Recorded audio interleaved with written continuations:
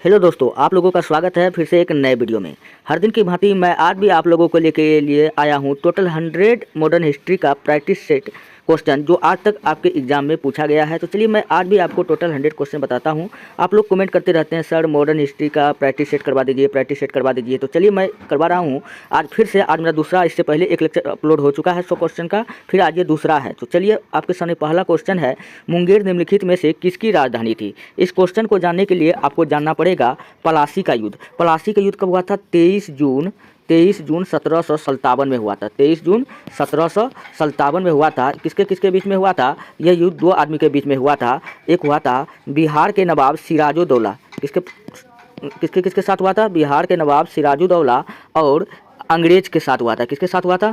अंग्रेज के साथ से। अंग्रेज की तरफ से कौन युद्ध कर रहा था? तो रॉबर्ट क्लाइव। कौन कर रहा था? रॉबर्ट क्लाइव कर रहा था। इस युद्ध में क्या होता है कि अंग्रेज जीत जाता है, सिराजुद्दौला हार जाता है। क्यों हार जाता है? क्योंकि इसका जो सेनापति था, सिराजुद्दौला का सेनापति नाम पूछेगा क्या था, तो आपको बताना है मीर जाफर। क्या बताना है? मीर जाफर। मीर जाफर को हम लोग कहते हैं सोने की बोरी या रॉबर्ट क्लाइव का गधा या अंग्रेजों का गधा भी हम लोग कहते हैं। इसका जो सेनापति था, इनकी जो मौसी थी घसीटी बेगम, ये सब जाकर के अंग्रेज से जाकर के मिल जाता है, जिसके कारण इसका क्या हो जाता है? हार हो जाता है। सिराजुद्दौला का क्या हुआ? हार हो गया। जब हार हो गया तो उसके बाद में जो राजा बना था, कौन बना था? मीर जाफर बना। तो मीर जाफर का जो दामाद था वो कौन था? मीर कासिम था। कौन था? मीर कासिम। ये देख चुका था कि जो मुर्शिदाबाद है, पहले राजधानी इसका कहाँ था? मुर्शिदाबाद है। ये जो था षड्यंत्र का अखाड़ा हो चुका था। देखा किस प्रकार सिराजुद्दौला को यहाँ से हटाया गया। इन्होंने क्या किया? मीर कासिम ने अपनी राजधानी मुर्शिदाबाद से कहाँ लेकर चले गया? मुंगेर लेकर के चला गया। कहाँ लेकर के चले गया? मुंगेर लेकर के चला गया। तो वही क्वेश्चन पूछ रहा है,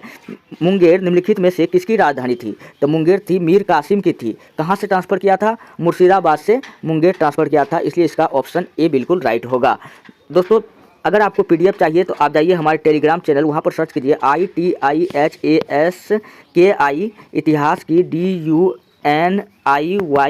दुनिया 99। वहाँ से आप इस वीडियो का पीडीएफ ले सकते हैं। कई सारा वीडियो पहले से पड़ा हुआ है। चलिए दूसरा नंबर का क्वेश्चन आपके सामने में है, बक्सर का युद्ध किस किस के बीच में हुआ था? तो बक्सर का युद्ध पूछ रहा है। तो सबसे पहले जानिए कि बक्सर का युद्ध कब हुआ था। तो बक्सर का युद्ध हुआ था 1764 ईस्वी में। कब हुआ था? 1764 ईस्वी में हुआ था। ये युद्ध जो हुआ था त्रिगुट के बीच में हुआ था। त्रिगुट के बीच में हुआ था। किसके किसके बीच में? एक तरफ था मीर कासिम, एक तरफ था मीर कासिम। इसका साथ दे रहा था मुगल बादशाह। कौन दे रहा था? मुगल बादशाह शाह आलम। कौन दे रहा था? मुगल बादशाह शाह आलम और अवध के नवाब शुजाउद्दौला। तो ये तीन गो था। एक तरफ था अंग्रेज। क्या था? एक तरफ था अंग्रेज। लेकिन ये तीनों मिलने के बाद में भी अंग्रेज से जीत नहीं पाता है और हार जाता है। क्या होता है? हार जाता है। तो हार जाने के बाद में संधि होता है, इलाहाबाद की संधि, जिसके तहत क्या होता है? मीर कासिम को यहाँ से हटा दिया जाता है। हटा दिया जाता है। तो क्वेश्चन क्या पूछ रहा था? बक्सर का युद्ध किस किस के बीच में हुआ था? तो मीर कासिम और अंग्रेज के बीच में हुआ था। मीर कासिम के साथ कौन कौन दे रहा था? शुजाउद्दौला और अवध के नवाब शुजाउद्दौला। और कौन दे रहा था? मुगल बादशाह शाह आलम सेकेंड दे रहा था। तो इसका ऑप्शन ए बिल्कुल राइट होगा। चलिए तीसरा नंबर का प्रश्न आपके सामने में है, भारत का व्यापारिक संबंध सबसे पहले किस यूरोपीय देश से स्थापित हुआ था? भारत का व्यापारिक संबंध जो था सबसे पहले जो स्थापित हुआ था, किसके साथ हुआ था? पुर्तगाल के साथ स्थापित हुआ था। चलिए इस क्वेश्चन का थोड़ा सा एक्सप्लेनेशन कर लेते हैं। पुर्तगाली पूछेगा कि भारत में सर्वप्रथम कब आया था? तो 1498 ईस्वी में आया था। कब आया था? 1498 ईस्वी में। कहाँ आया था? तो आपको बताना है कि गुजरात में आया था। सर्वप्रथम कहाँ आया था? गुजरात में। गुजरात में किससे मिला था? तो गुजरात में ये अब्दुल मलिक नाम का व्यापारी से मिला था। किससे मिला था? अब्दुल मलिक नाम का व्यापारी से मिला था। ये अब्दुल मलिक नाम का व्यापारी इसको कहाँ ले गया? केरल ले गया। केरल का उस समय राजा कौन था? जमेरिन था। आप ये भी बात याद रखिएगा। और क्वेश्चन पूछेगा कि वास्को डी गामा टोटल कितना बार आया था भारत? तो टोटल 3 बार आया था। वास्को डी गामा कब पूछे कहाँ है? तो केरल और कोच्चि में आया था। केरल यानी कि कोच्चि में इसका क्या है? कब्र है। तो आप इतना बात याद रखिएगा। ये क्या करने के लिए आया था? मसालों का व्यापार करने के लिए आया था। चलिए हम लोग बढ़ते हैं नेक्स्ट प्रश्न की ओर। अगला प्रश्न आपके सामने में है 5वां नंबर का, पुर्तगालियों ने गोवा पर अधिकार कब किया था? पुर्तगालियों ने गोवा को जीत लिया था। कब जीता था? 1510 ईस्वी में। कब जीता था? 1510 ईस्वी में पुर्तगालियों ने गोवा को जीत लिया था। आप ये भी बात याद रखिएगा।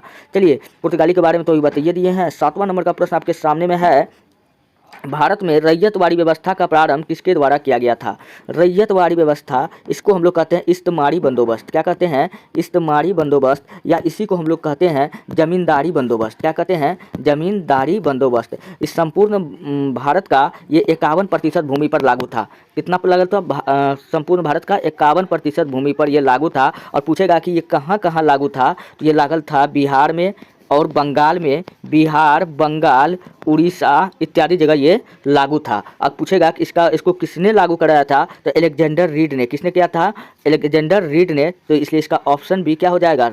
राइट हो जाएगा। अच्छा, रैयतवाड़ी व्यवस्था के तहत एक नियम लागू था, सूर्यास्त का नियम। सूर्यास्त का नियम का पूछेगा संबंध किससे है, तो रैयतवाड़ी व्यवस्था से है। आप ये भी बात याद रखिएगा।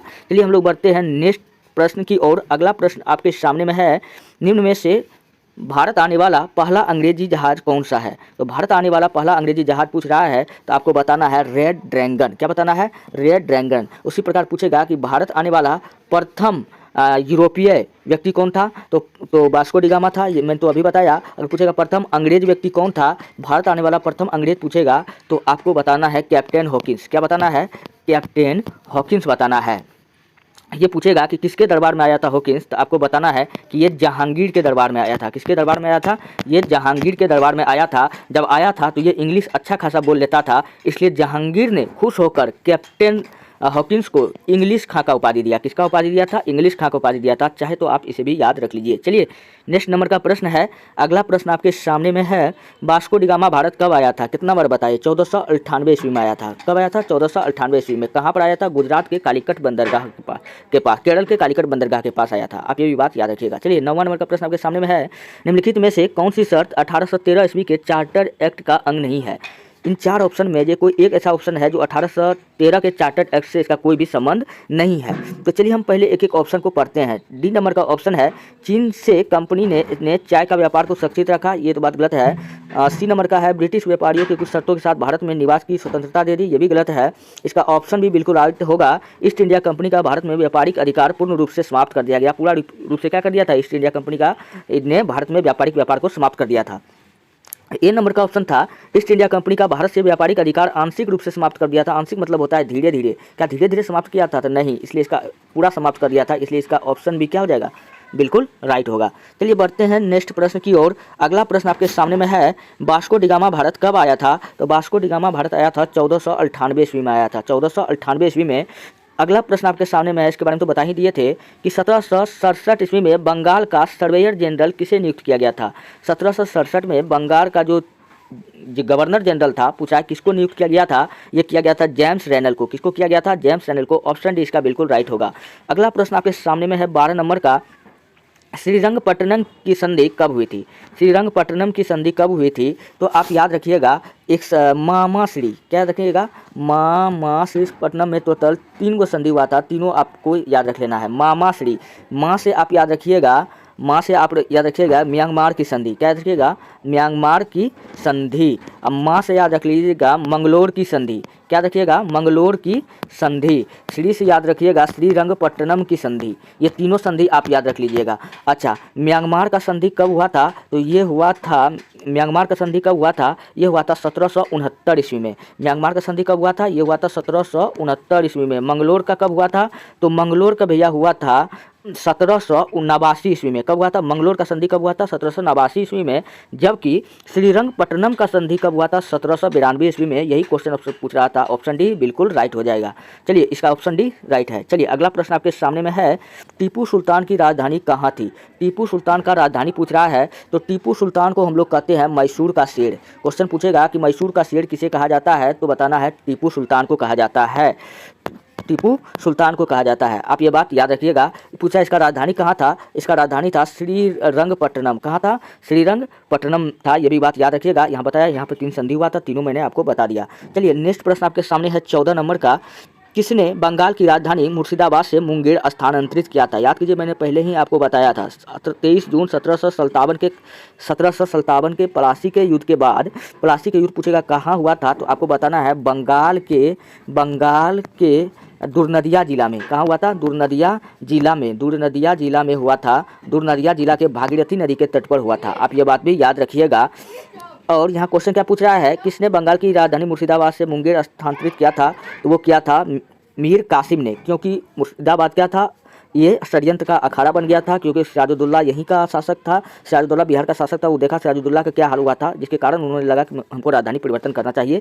इन्होंने मीर कासिम ने क्या किया था, राजधानी को परिवर्तित किया था। चलिए नेक्स्ट क्वेश्चन की ओर बढ़ते हैं। 15 नंबर का प्रश्न है, 1816 की सुगौली की क्रांति की संधि अंग्रेज एवं डैश डैश डैश के बीच में हुआ था। सुगौली की संधि पूछ रहा है कि किसके किसके बीच में हुआ था। तो सुगौली की संधि हुआ था नेपाल और अंग्रेज के बीच में हुआ था, नेपाल और इंग्लैंड के बीच में हुआ था। नेपाल के सैनिक को हम लोग कहते हैं गोरखा, नेपाल को क्या कहते हैं, गोरखा कहते हैं, इसलिए इसका ऑप्शन भी बिल्कुल राइट हो जाएगा। चलिए बढ़ते हैं नेक्स्ट प्रश्न की ओर। 16वां नंबर का प्रश्न आपके सामने में है, प्रथम आंग्ल सिख युद्ध निम्नलिखित में से किन वर्षों में हुआ था? तो प्रथम आंग्ल सिख युद्ध जो हुआ था 1845 से 46 के आसपास में हुआ था। कब हुआ था? 1845 से 46 के पास में हुआ था। अच्छा, आंग्ल सिख युद्ध, तो आपको पूछेगा कि सिख धर्म का स्थापना किसने किया था? तो सिख धर्म का स्थापना किया था गुरु नानक जी। किसने किया था? गुरु नानक जी। इनका जन्म पूछेगा कहाँ है, तो आपको कहाँ हुआ था, तो आपको बताना है पाकिस्तान के तलवंडी में। कहाँ हुआ था? पाकिस्तान के तलवंडी में हुआ था। इनका बचपन का नाम पूछे क्या था, तो आपको बताना है कि बाबा लेहना। क्या नाम था? बाबा लेहना। इतना बात आप याद रखिएगा। चलिए हम लोग बढ़ते हैं नेक्स्ट प्रश्न की ओर। अगला प्रश्न आपके सामने में है, निम्न में से स्वतंत्र अवध रियासत का संस्थापक कौन था? स्वतंत्र अवध का रियासत जो था उसका संस्थापक पूछ रहा है कौन था, तो कौन था भैया? शहादत खान था। ऑप्शन बी इसका बिल्कुल राइट होगा। 18वां नंबर का प्रश्न है, किस आंग्ल मैसूर युद्ध में अंग्रेजी फौज ने टीपू सुल्तान को मारा था? तो टोटल अंग्रेज और टीपू सुल्तान के बीच में टोटल 4 आंग्ल मैसूर युद्ध हुआ था। कितना हुआ था? तो टोटल 4 गो हुआ था, जिसमें चौथा में टीपू सुल्तान मारा गया था। चौथा युद्ध में क्या हुआ था? टीपू सुल्तान मारा गया था। आप ये बात याद रख लीजिएगा, इसलिए इसका ऑप्शन ए बिल्कुल राइट होगा। अच्छा, जबकि तीनों में टीपू सुल्तान का क्या हुआ था? तीनों में हार ही हुआ था, तीनों में हार ही हुआ था। आप ये भी बात याद रखिएगा। चलिए 19वां नंबर का प्रश्न है, 1799 में टीपू सुल्तान की मृत्यु के उपरांत मैसूर का राजा किसे बनाया गया था? मैंने आपको बताया था कि जब 1799 में चौथा आंग्ल मैसूर युद्ध हुआ था, तो इसमें कौन हार गया था? इसमें टीपू सुल्तान अंग्रेज से हार गया था। हार जाने के बाद में यहाँ पर क्या हुआ था? वाडियार वंश का स्थापना हुआ था। पूछेगा किस वंश का स्थापना हुआ था? यहाँ पर फिर से वाडियार वंश का स्थापना हो गया, जिसका राजा किसको बनाया गया था? तो कृष्णदेव राज को बनाया गया था, कृष्णराज को बनाया गया था, इसलिए इसका ऑप्शन थर्ड बिल्कुल राइट होगा। चलिए हम लोग बढ़ते हैं नेक्स्ट प्रश्न की और। अगला प्रश्न आपके सामने में है, बंगाल में अमला डैश डैश अधिकारी होता था। बंगाल में पूछा है कि अमला का अधिकारी कौन होता था? तो वो होता था भैया जमींदार होता था। क्या होता था? जमींदार होता था। आप ये भी बात याद रख लीजिएगा। अच्छा, अमला का उत्पादन पूछे कि भारत में सर्वाधिक कहाँ होता है? तो आपको बताना है कि उत्तर प्रदेश में होता है। कहाँ होता है? यूपी में होता है। यूपी में पूछेगा कहाँ होता है, तो आपको बताना है कि प्रतापगढ़ में होता है। कहाँ होता है? प्रतापगढ़ में होता है। आप ये भी बात याद रखिएगा। चलिए हम लोग बढ़ते हैं नेक्स्ट प्रश्न की ओर। अगला प्रश्न आपके सामने में है, निम्नलिखित में कौन royal commission on public services India 1912 का सदस्य नहीं था? 1912 का सदस्य कौन जो था वो नहीं था इसका सदस्य। तो इसका सदस्य कौन नहीं था भैया? गोपाल कृष्ण गोखले नहीं। इसका सदस्य जो था बाल गंगाधर तिलक का नहीं था। कौन नहीं था? बाल गंगाधर तिलक नहीं था। जब भी बात बाल गंगाधर तिलक का आए तो आप याद रखिएगा, इन्होंने 2 पत्रिका चलाया था। कौन पत्रिका चलाया था? 2 पत्रिका चलाया था। इसका पत्रिका का नाम था मराठा। क्या नाम था? मराठा और केसरी। और दूसरा क्या नाम था? केसरी। मराठा और केसरी पत्रिका पूछेगा किसका है? तो बाल गंगाधर तिलक का है। मराठा पूछेगा किस भाषा में था? तो ये मराठी भाषा में नहीं था। ये किस भाषा में था? ये इंग्लिश भाषा में था। याद रखिएगा, मराठी मत लगा दीजिएगा। केसरी जो था ये पूछेगा किस भाषा में था? तो ये मराठी भाषा में था। और ये मराठा जो इंग्लिश भाषा में था ये साप्ताहिक था, मतलब सप्ताह में 1 बार छपता था। लेकिन यही जो केसरी जो था ये कौन था? ये दैनिक था। क्या था? दैनिक था। और उन्होंने हिंदुओं में एकता लाने के लिए, इन्होंने बाल गंगाधर तिलक ने हिंदुओं में एकता लाने के लिए क्या किया था कि शिवाजी उत्सव को मनाना स्टार्ट किया और गणेश चतुर्दशी का त्यौहार मनाना स्टार्ट किया। आप ये भी बात याद रख सकते हैं। बाल गंगाधर तिलक को हम लोग लोकनायक बाल गंगाधर तिलक को हम लोग क्या कहते हैं? अच्छा, बाल गंगाधर तिलक को पूछेगा कि भारत में अशांति का जनक किसे कहा है, तो आप बताइएगा वेलेंटाइन सिरोल। वेलेंटाइन सिरोल ने बाल गंगाधर तिलक को क्या कहा था? भारत में अशांति का जनक। और इन्होंने बाल गंगाधर तिलक ने और क्या याद रखिएगा, 1895 ईस्वी में सर्वप्रथम स्वराज विधेयक कौन लाया था? बाल गंगाधर तिलक लाया था। और बाल गंगाधर तिलक का मृत्यु 1 अगस्त 1920 ईस्वी को हो जाता है। कब हो जाता है? 1 अगस्त 1920 ईस्वी को हो जाता है। इसी दिन पूछेगा कि कौन सा आंदोलन शुरू किया गया था? तो असहयोग आंदोलन शुरू किया गया था। आप ये भी बात याद रखिएगा। दोस्तों, अगर आपको फिलहाल इस वीडियो का PDF चाहिए तो आप जाइए हमारे टेलीग्राम चैनल पर, वहाँ पर आप सर्च कीजिए ITIHASKI इतिहास की दुनिया DUNIYA दुनिया 99। वहाँ से आप जाकर के PDF ले सकते हैं। आप लोग अच्छा से मेहनत कीजिए, आपको सफलता जरूर मिलेगा। वो कहा जाता है कि लोहा जितना तपता है उतना ही ताकत भरता है, सोने को जितनी आग लगे उतना खूब चमकता है, हीरे को जितनी धारा जाए उतना खूब चमकता है,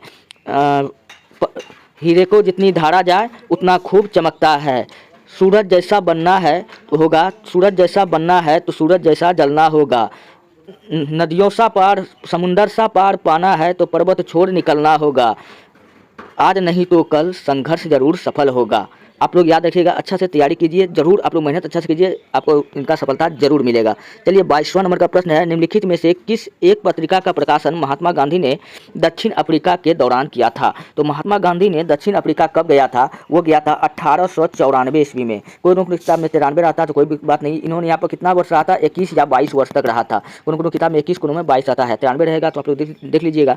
तो कब गया था? 1894 ईस्वी में गया था। क्या करने के लिए गया था? गुजरात का एक था दादा अब्दुल्ला। कौन था? दादा अब्दुल्ला का मुकदमा लड़ने के लिए गया था। यहाँ पर रंग भेद का इनके साथ खिलाफ हुआ था, तो यहाँ पर भारतीय लोग को काफी प्रताड़ित किया जाता था, काली चमड़ी कह करके पुकारा जाता था। क्या पुकारा जाता था? काली चमड़ी कह करके पुकारा जाता था। तो यहाँ पे पूछा है कि दक्षिण अफ्रीका के दौरान किया था, कौन सा इसका एक प्रकाशन है, पत्रिका है जो दक्षिण अफ्रीका के दौरान किया था? तो कौन किया था? Indian opinion. कौन किया था? Indian opinion. अच्छा, महात्मा गांधी का टोटल 4 पत्रिका है, आप ये भी बात याद रख लीजिए। नवजीवन पूछेगा, नवजीवन किसका है? तो महात्मा गांधी का है। नवजीवन। यंग इंडिया पूछेगा किसका है? तो ये भी महात्मा गांधी का है। यंग इंडिया किसका है? महात्मा गांधी का है। और नवजीवन, यंग इंडिया, इंडियन ओपिनियन, ये सब किसका है? महात्मा गांधी का है। आप ये भी बात याद रखिएगा। इसका किताब का नाम पूछे क्या है? तो माई एक्सपेरिमेंट विद ट्रूथ, मेरे सत्य के साथ प्रयोग, ये भी पुस्तक किसका है? महात्मा गांधी का है। और इसका एक पुस्तक है हिंद स्वराज। क्या है? हिंद स्वराज नामक पुस्तक किसका है? ये भी महात्मा गांधी का है। चलिए हम लोग बढ़ते हैं नेक्स्ट प्रश्न की ओर। अगला प्रश्न आपके सामने में है, कांग्रेस से किस अधिवेशन में यह संकल्प पारित किया गया कि विभिन्न क्या है, थोड़ा यहाँ पे कट रहा है दोस्तों, तो पारित किया गया कि विभिन्न जाति के समक्ष जाति, वंश या स्त्री पुरुष का लिहाज किए बिना समानता होना चाहिए। तो ये कांग्रेस के किस अधिवेशन में किया गया था? तो ये कांग्रेस के कराची अधिवेशन में कहा गया था। कब कहा गया था? कांग्रेस के कराची अधिवेशन में। अच्छा, पूछेगा कांग्रेस के कराची अधिवेशन का अध्यक्ष किसको बनाया गया था? तो इसको बनाया गया था, किसको बनाया गया था? सरदार वल्लभ भाई पटेल को बनाया गया था। किसको बनाया गया था? सरदार वल्लभ भाई पटेल को बनाया गया था। और पूछेगा कि सरदार वल्लभ भाई पटेल को सरदार किसने कहा था? तो ये महात्मा गांधी ने कहा था। कभी कभी महात्मा गांधी ऑप्शन नहीं रहता है भैया, क्वेश्चन अब लेवल का आ चुका है, इसलिए आप लोग तैयारी अच्छे ढंग से कीजिए। अगर महात्मा गांधी ऑप्शन में ना रहे तो आपको बताना है कि बारदोली की महिला, बारदोली की महिला। यहाँ पे क्वेश्चन घुमाने के लिए, कंफ्यूज करने के लिए ऐसा किया जाता है। और इसी अधिवेशन में पहली बार क्या किया था? सरदार वल्लभ भाई पटेल ने मूल अधिकार का मांग किया था। तो आपसे क्वेश्चन पूछा जाएगा, कांग्रेस के किस अधिवेशन में सर्वप्रथम मूल अधिकार का मांग किया गया था? तो कांग्रेस के कराची अधिवेशन में। पूछेगा किसने कहा था मूल अधिकार का मांग, किसने लाया था? तो सरदार वल्लभ भाई पटेल ने लाया था। सरदार वल्लभ भाई पटेल का सबसे बड़ा मूर्ति स्टैच्यू ऑफ यूनिटी, पूछेगा कहाँ बना हुआ है? तो गुजरात में बना हुआ है। आप ये भी बात याद रखिएगा। चलिए बढ़ते हैं नेक्स्ट प्रश्न की ओर।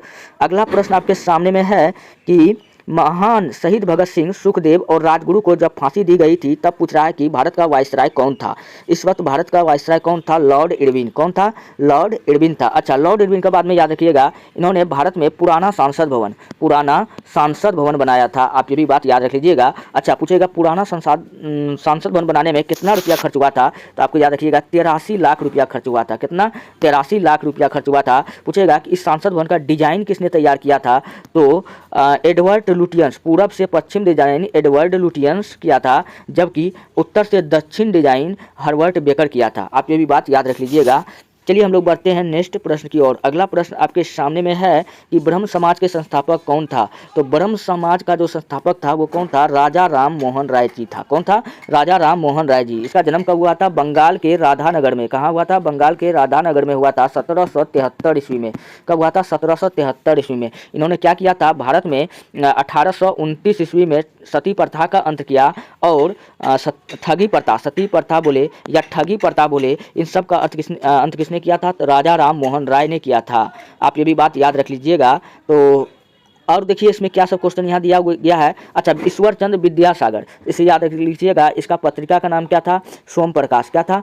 सोम प्रकाश। इसको भी बंद कर दिया गया था। आप बताइए किस एक्ट से बंद किया गया था? वर्नाकुलर प्रेस एक्ट के कारण बंद कर दिया गया था। आप ये भी बात याद रखिएगा। दयानंद सरस्वती ने क्या किया था? 1875 ईस्वी में आर्य समाज का स्थापना महाराष्ट्र के मुंबई में किया था और इन्होंने एक नारा दिया था, वेदों की और लोटो और सत्यार्थ प्रकाश नामक बुक पूछेगा किसका है तो आप बताइएगा कि स्वामी दयानंद सरस्वती का है। केशव चंद्र सेन को चलिए छोड़ देते हैं, चलिए बढ़ते हैं नेक्स्ट प्रश्न की ओर। कितना बताएंगे, जगह का थोड़ा अभाव पड़ जाता है। 27 नंबर का प्रश्न है कि राजा राम मोहन द्वारा चलाया गया सुधार आंदोलन कौन सा था? मैंने अभी बताया कि ब्रह्म समाज। कौन सा था? ब्रह्म समाज था। और ब्रह्म समाज का स्थापना कब किया था इन्होंने? ब्रह्म समाज का स्थापना आप लोग बताइए कि राजा राम मोहन राय ने कब किया था। और राजा राम मोहन राय से एक बात याद रख लीजिएगा, इसका मृत्यु, जन्म तो बताइए दिए थे, मृत्यु पूछेगा कहाँ हुआ था तो आपको बताना है कि ब्रिस्टल इंग्लैंड में हुआ था। कहाँ हुआ था? ब्रिस्टल इंग्लैंड में हुआ था। कब हुआ था? 1833 ईस्वी में हुआ था। पूछेगा कैसे हुआ था तो इसका जो है, इसको एक रोग हो गया था, मेनिनजाइटिस रोग हो गया था। कौन हो गया था? मेनिनजाइटिस रोग हो गया था। ये रोग जो होता है कि ये बैक्टीरिया से फैलता है। किससे फैलता है? बैक्टीरिया से फैलता है। ये मस्तिष्क को प्रभावित करता है। यही रोग के कारण इंग्लैंड के ब्रिस्टल इंग्लैंड में क्या हुआ था? इनकी मृत्यु हो गया था 1833 ईस्वी में। चलिए हम लोग बढ़ते हैं नेक्स्ट प्रश्न की ओर। अगला प्रश्न आपके सामने में है 29 नंबर का। गदर पार्टी की स्थापना कहाँ किया गया था और कहाँ हुआ था? यही क्वेश्चन है। तो गदर पार्टी का स्थापना अमेरिका के सैन फ्रांसिस्को में किया गया था। तो ऐसा ऑप्शन हमको कहाँ दिख रहा है? ऑप्शन नंबर सी में दिख रहा है। पूछेगा किसने किया था तो लाला हरदयाल ने किया था। किसने किया था? लाला हरदयाल ने किया गया था। और सोहन सिंह भाखना, इसके साथ एक आदमी और था। कौन था? सोहन सिंह भाखना। जब ये ऑप्शन ना आए तो ये भी देखिए, अब क्वेश्चन ये वाला ट्रेंडिंग में है, सोहन सिंह भाखना। आप ये भी बात याद रख लीजिएगा। चलिए हम लोग बढ़ते हैं नेक्स्ट प्रश्न की ओर। अगला प्रश्न आपके सामने में है, महात्मा गांधी ने भारतवर्ष में पहला सत्याग्रह कहाँ प्रारंभ किया था? महात्मा गांधी का जो था पहला सत्याग्रह जो था 1917 ईस्वी में। कौन था? 1917 ईस्वी में। कौन सा था? चंपारण था। कौन सा था? चंपारण था। चंपारण में क्या हो रहा था? यहाँ के किसानों पर 3 कठिया पद्धति लागू था। क्या था? 3 कठिया पद्धति लागू था। 3 कठिया पद्धति मतलब 3 कठिया पद्धति लागू था। 3 कठिया पद्धति, 1 कठिया बराबर होता है 1/20, 2 कठिया बराबर होता है 2/20, 3 कठिया मतलब 3/20 भाग पर जबरदस्ती नील का खेती करवाया जा रहा था यहाँ के किसानों से। तो 3 कठिया के विरुद्ध यहाँ पर एक आंदोलन किया गया था। कौन सा था? वो चंपारण सत्याग्रह। पूछेगा यहाँ का किसान कौन था तो आपको बताना है कि राजकुमार शुक्ला था। कौन था? राजकुमार शुक्ला था। इस आंदोलन में गांधी जी का ये प्रथम आंदोलन था। इसके साथ कौन कौन था? डॉक्टर राजेंद्र प्रसाद था, अब भूला भाई देसाई था, हकीम अजमल खान था, महात्मा गांधी था, राजकुमार शुक्ला था। इन सब ने मिलकर करके एक युवा चंपारण एग्रेरियन कमेटी का गठन किया था। तो आप ये बात याद रख लीजिएगा। इसी आंदोलन में महात्मा गांधी को पहचान मिला था और ये महात्मा गांधी का प्रथम आंदोलन था। तो आप इसका राइट आंसर क्या हो जाएगा? चंपारण हो जाएगा। चलिए बढ़ते हैं नेक्स्ट प्रश्न की ओर। अगला प्रश्न आपके सामने है 31 नंबर का। असहयोग आंदोलन कब शुरू हुआ था? मैंने आपको बताया था कि असहयोग आंदोलन शुरू हुआ था 1 अगस्त 1920 को हुआ था। कब हुआ था? 1 अगस्त 1920 को हुआ था। और इस दिन बताए थे किसका मृत्यु हुआ था? तो इस दिन जो मृत्यु हुआ था बाल गंगाधर तिलक के मृत्यु के दिन हुआ था। इसका अर्थ क्या था? इस आंदोलन का कारण क्या था कि हम लोग स्वदेशी अपनाएंगे। और असहयोग आंदोलन पूछेगा कि बंद कब किया गया था? 5 फरवरी 1922 ईस्वी में बंद किया गया था। 5 फरवरी 1922 ईस्वी में। पूछे क्यों किया गया था तो आपको बताना है कि चोरी चोरा कांड के कारण। चोरी चोरा जगह कहाँ पड़ता है? उत्तर प्रदेश में। ये कब हुआ था? 5 फरवरी 1922 में हुआ था, जिसके कारण महात्मा गांधी ने असहयोग आंदोलन को वापस ले लिया। इस असहयोग आंदोलन में पूछेगा कि गिरफ्तार होने वाला प्रथम पुरुष, फर्स्ट पुरुष पूछेगा असहयोग आंदोलन में कौन गिरफ्तार हुआ था? तो आपको याद रखना है मोहम्मद अली। क्या याद रखना है? मोहम्मद अली। अगर असहयोग आंदोलन में पूछे कि प्रथम महिला कौन गिरफ्तार हुआ था तो आपको बताना है बसंती देवी। क्या बताना है? बसंती देवी। ये बसंती देवी कौन है भैया? ये थी चित्तरंजन दास की पत्नी। चित्तरंजन दास की पत्नी। चित्तरंजन दास कौन है भैया? तो ये था सुभाष चंद्र बोस के राजनीतिक गुरु। सुभाष चंद्र बोस के राजनीतिक गुरु पूछेगा कौन था तो आपको बताना है चित्तरंजन दास था। आप इतना बात याद रख लीजिएगा। चलिए बढ़ते हैं नेक्स्ट प्रश्न की ओर। अगला प्रश्न आपके सामने में है। अगला प्रश्न, ईस्ट इंडिया कंपनी का निम्नलिखित में से आरंभिक नारा क्या था?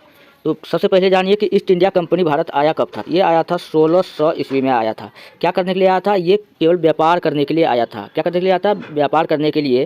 तो ऐसा ऑप्शन देखिए, भूभाग नहीं, केवल भूभाग, ये तो गलत है। व्यापार और भूभाग, केवल व्यापार, भूभाग नहीं, केवल व्यापार के लिए आया था। इसलिए इसका ऑप्शन सी बिल्कुल राइट होगा। चलिए 33 नंबर का प्रश्न आपके सामने में है। 1925 के कानपुर कांग्रेस अधिवेशन के अध्यक्ष कौन रहे थे? तो कांग्रेस का स्थापना कब हुआ था? 28 दिसंबर 1885 ईस्वी को। कांग्रेस का प्रथम अध्यक्ष किसे बनाया गया था? तो कांग्रेस का प्रथम अध्यक्ष कौन बना था? तो कांग्रेस का स्थापना किसने किया था? ए.ओ. ह्यूम। ए ओ ह्यूम। कांग्रेस का प्रथम अध्यक्ष WC बनर्जी को बनाया गया था। किसको बनाया था? WC बनर्जी यानी उमेश चंद्र बनर्जी को बनाया गया था।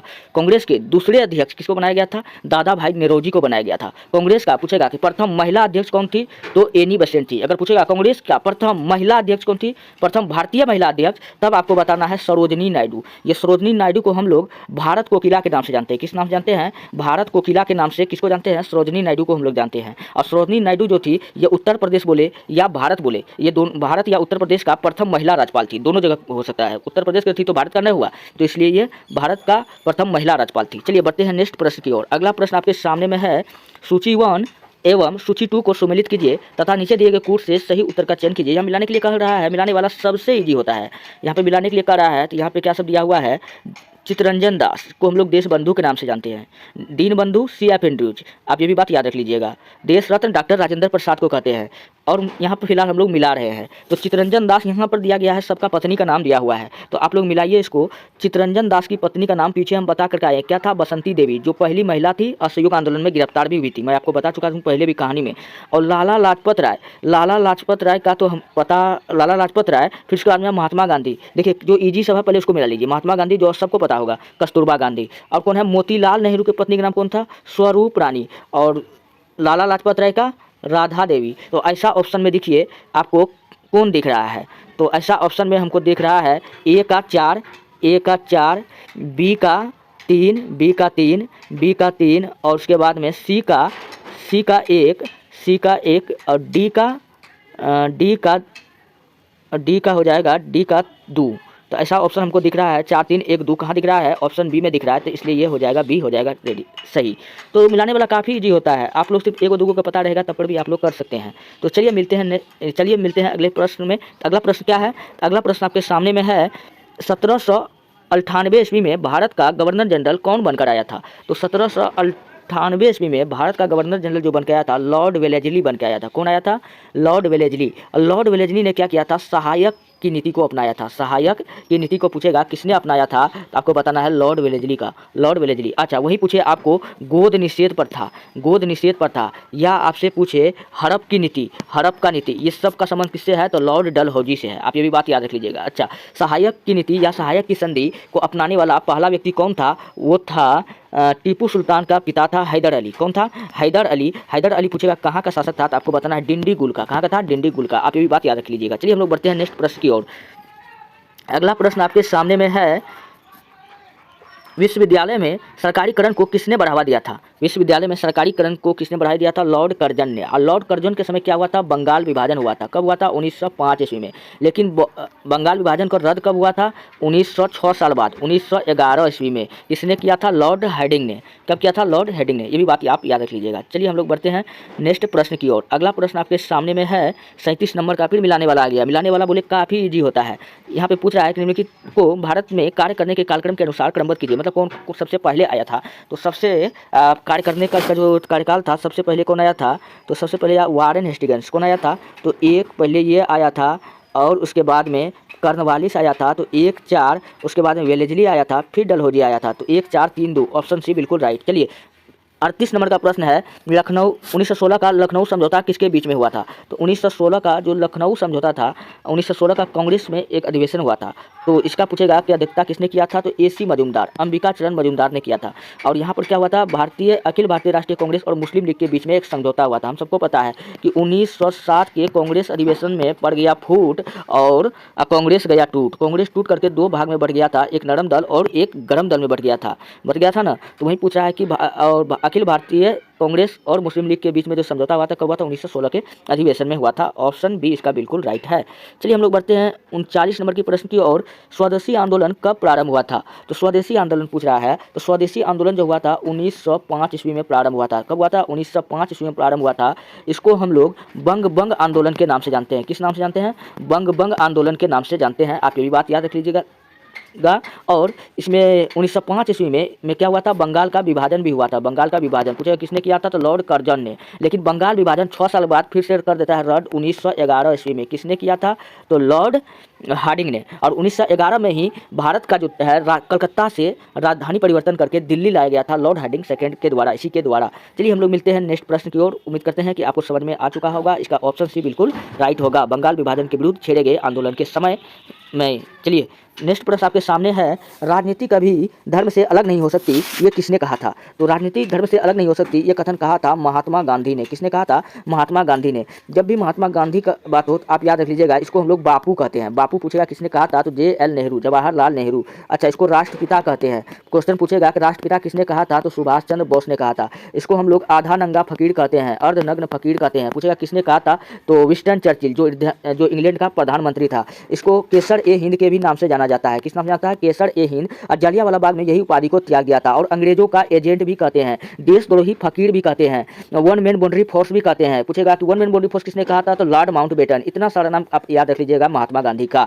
चलिए हम लोग बढ़ते हैं नेक्स्ट प्रश्न की ओर। और इंदिरा गांधी का क्या याद रख लीजिएगा, इसको प्रियदर्शनी के नाम से जानते हैं। इन्होंने क्या लगाया था, 1971 में आपातकाल लगाया था। क्या लगाया था, आपातकाल लगाया था। आप ये भी बात याद रख लीजिएगा। आपातकाल कब लगाया जाता है, मंत्रिमंडल के लिखित सूचना के अनुसार लगाया जाता है। इन्होंने जब आपातकाल लगाया था तो उस समय पूछेगा कि भारत का राष्ट्रपति कौन था, तो फखरुद्दीन अली अहमद। आप ये भी बात याद रख लीजिएगा, कई बार क्वेश्चन पूछा गया है। दोस्तों अगर आपको हमारा PDF चाहिए, जाइए आप हमारे टेलीग्राम चैनल पर, वहाँ पर सर्च कीजिए ITIHASKI इतिहास की DUNIYA दुनिया 99, इतिहास की दुनिया 99, वहाँ से आप PDF प्राप्त कर सकते हैं। चलिए हम लोग बढ़ते हैं नेक्स्ट प्रश्न की ओर। अगला प्रश्न आपके सामने में है, ब्रिटिश शासन के दौरान भारतीय हस्तशिल्पों के क्षय का प्रमुख कारण रहा था। क्या रहा था, ऑप्शन ए में है कीमत वाली मशीन का विकास, कम कीमत वाली मशीन का विकास। दूसरा है भेदभावपूर्ण टॉरिफ नीति। तो यहाँ पर दोनों इसका ऑप्शन हो जाएगा, इसलिए ए और बी दोनों हो जाएगा। अंग्रेज भारत में आया था तो हम लोगों को पहले उसका रणनीति ही था कि हिंदू मुस्लिम में सबको अलग किया जाए, भेदभाव किया जाए, तो इसलिए इसका ऑप्शन सी बिल्कुल राइट होगा।